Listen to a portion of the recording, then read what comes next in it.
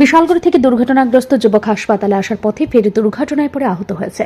এই ঘটনা শুক্রবার দুপুরে আগরতলা সিদ্ধাশ্রম সংলগ্ন সড়কে। আহত যুবকের নাম মোহাম্মদ হৃদয়। এই বিষয়ে বাধারঘাটের এক দমকল কর্মী বলেন, বিশালগড় থেকে অ্যাম্বুলেন্সের মাধ্যমে মোহাম্মদ হৃদয়কে আহত অবস্থায় জিবি হাসপাতালে নিয়ে আসার পথে সিদ্ধাশ্রম এলাকায় রাস্তার ডিভাইডারে ধাক্কা খেয়ে অ্যাম্বুলেন্সের চাকা ফেটে গিয়ে ফের দুর্ঘটনা ঘটে। এই খবর পেয়ে দমকলের কর্মীরা তাকে উদ্ধার করে জিবি ট্রমা সেন্টারে নিয়ে যায়। বর্তমানে আহত যুবকের অবস্থা আশঙ্কাজনক বলে জানা গিয়েছে। তবে অ্যাম্বুলেন্স চালকের গাফিলতির কারণে এই দুর্ঘটনা।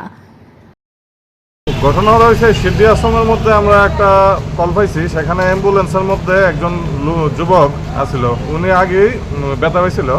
অ্যাম্বুলেন্স দিয়ে আনানোর সময় অ্যাম্বুলেন্সটা ডিভাইডারের মধ্যে লাগিয়া এটা চাকা ফাইটে গেছে আর অ্যাক্সিডেন্ট হয়েছে আর কি। এটা কি অ্যাম্বুলেন্স?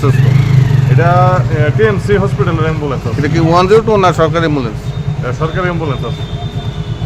আহত মানে যুবকের নাম পাওয়া গেছে? হ্যাঁ, যুবকের নাম হচ্ছে এমডি হৃদয়। কোন জায়গাতে পৌঁছাইছেন?